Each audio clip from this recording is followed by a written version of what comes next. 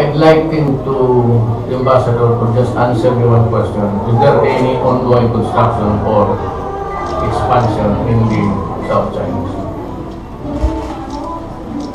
And whether or not we can still have the fishing rights, which is really the entitlement of our country, having won the arbitral proceedings.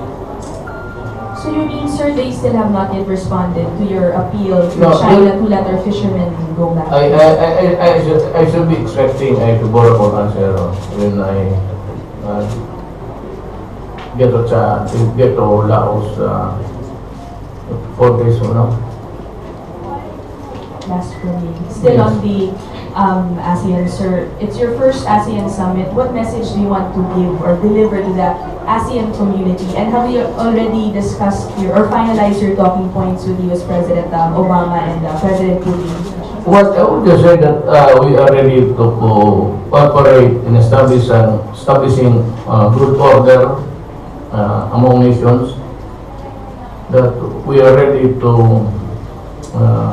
do our part internationally, comply with our obligations, comply with the contracts that we have entered into with foreigners in this country doing business. And we are ready to talk also about terrorism and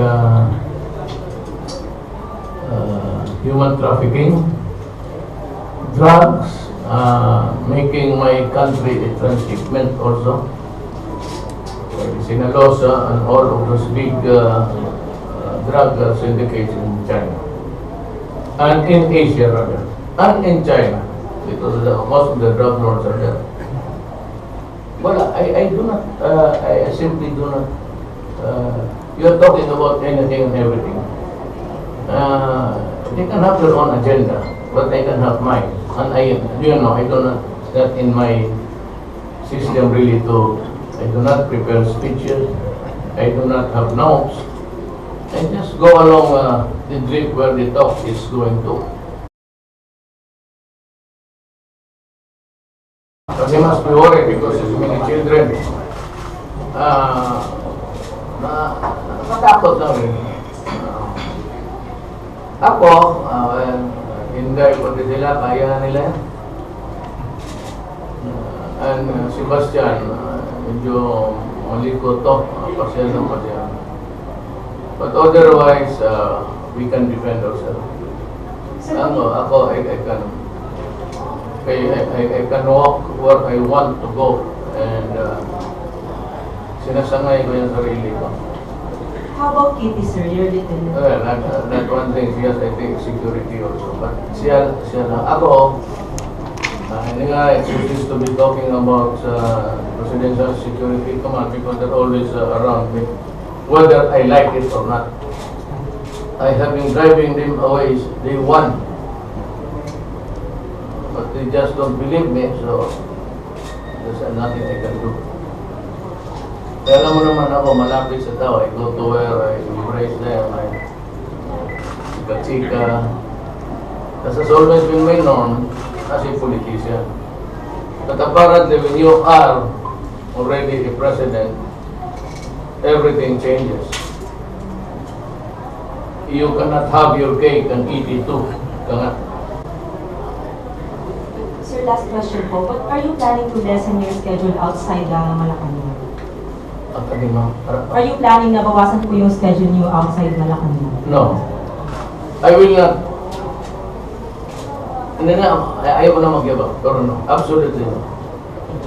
I live the way I want it. I work the way I must.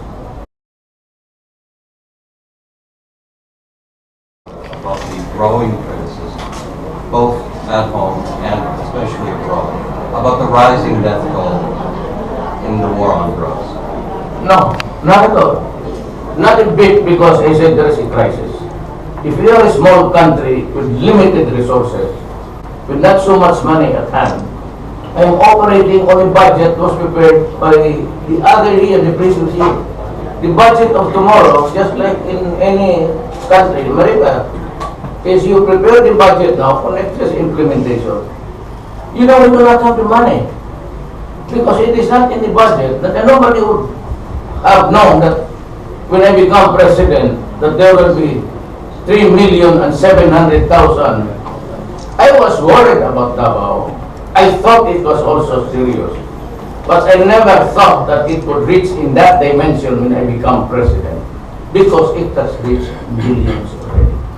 I have a problem here. So I will solve it the way with my limited resources and the way I want it. I am not worried about the international community because I am not the president of the international countries. I am the president of the Republic of the Philippines, and I must solve decisively this problem, or else the 3,700,000 will compromise the next generation of Filipinos.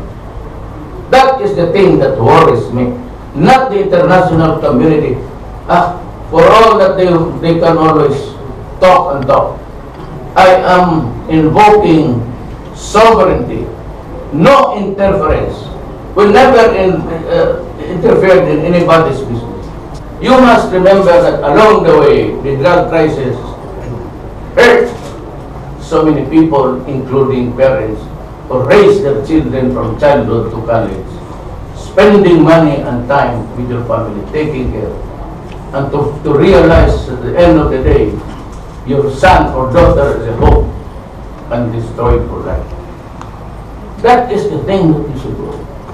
So your war, no regrets? No. None. Listen, my friend, can I consider you a friend? I would hope so. Okay. Let's limit ourselves to the truth. Okay, I'll tell you. I stake my life, my honor, and the presidency itself. Anytime. Anytime. They can impeach me, they can kill me. I'm 71 years old. I have to protect the next generation, considering the sheer number of people without money. So when you are a user, you have to push to finance your urging because you have to have a fix in the day. Although it's small, it's a very poor community. Correct. I will not disagree with that. But at the end of the day, after selling to all of these poor people, you get about 1 million net. At the end of the day, that is what happens. Let us understand reality first before we go to the ideal theories of human rights. For after all, America and Britain went into Iraq, killed so many people on one theory that there was weapons of mass destruction. Turned out there was none at all. And so how many people were killed? Women, widowed. How many women, children were killed along the way? And yet there is no apology except from blame. Davao is said, you can. Now you try that in Manila. I challenge you, you walk there, Davao. And if you are mocked there or robbed there, I will resign. I'm telling you about it. Go around. And if you are hurt, you lose a penny or your wallet held up. Tell me, as long as it is the truth, as it will limit ourselves to the truth, I will resign. Okay?